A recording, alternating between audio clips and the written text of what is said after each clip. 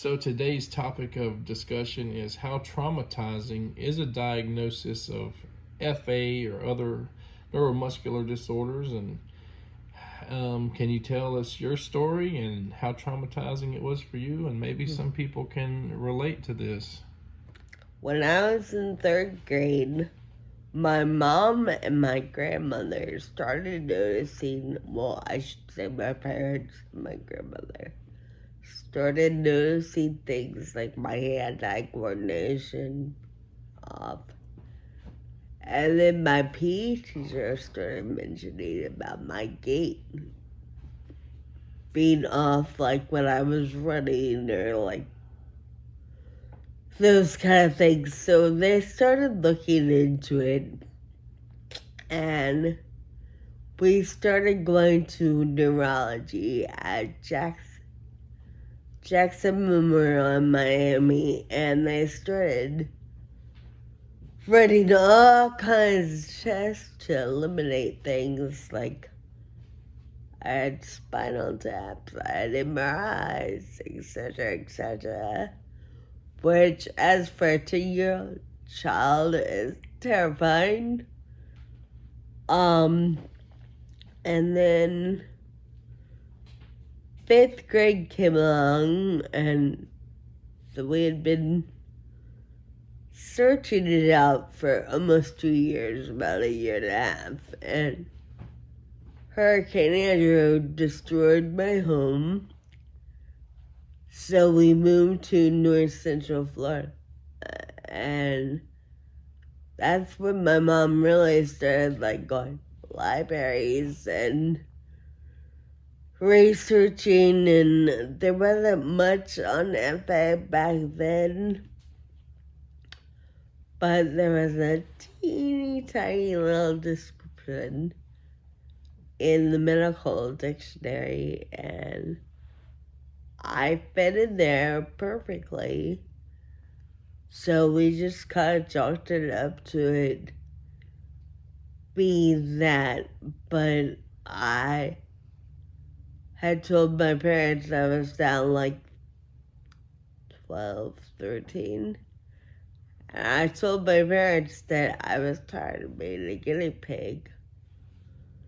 That I didn't want to focus on just whatever my health issue or I wanted to live life. So we just kind of let it go with, and we had the assumption that it was FA, but I was never officially diagnosed with FA. And then fast forward all through my teens, and I was now 26, and I had a pretty severe car accident, and it was my fault.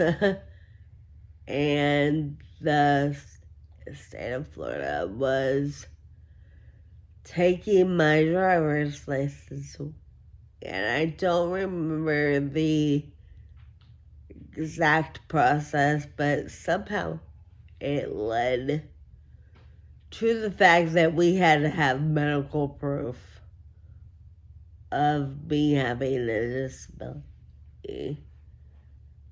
So we went to UF Health Neurology, and I had the test. By then they had come out with a test for FA, which again we had already assumed for 10 years or almost 20 years that I had the FA.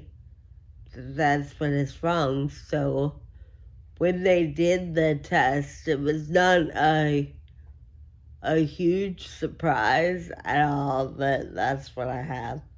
It wasn't really dramatic or anything, but I can see where if now I was like a 12-year-old getting diagnosed with FA, how that would be extremely traumatic, and I would probably freak out. And lose it. I think I kind of lost it anyhow, thinking that, well, now I have an actual diagnosis, so it's real, and it's what's wrong.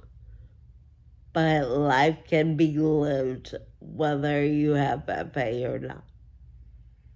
And at the time, there was no treatment options at all, right? No. So it's kind of doom and gloom when you consider that. Yeah.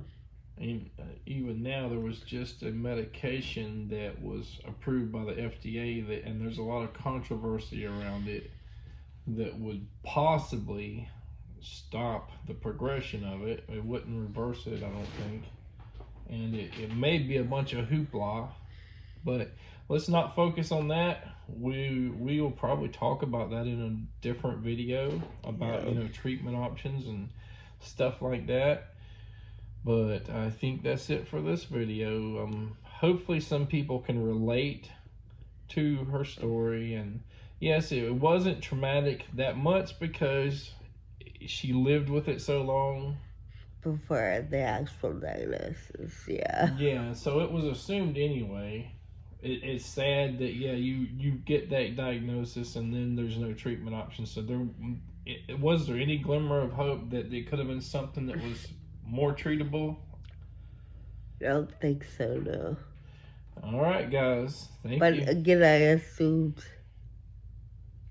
I had it already. All right. Thank you for watching. And like this video and subscribe.